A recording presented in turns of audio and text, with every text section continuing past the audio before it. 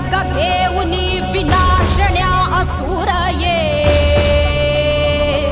बनून रौद्रकामिनी प्रकाशण्या तिमिर ये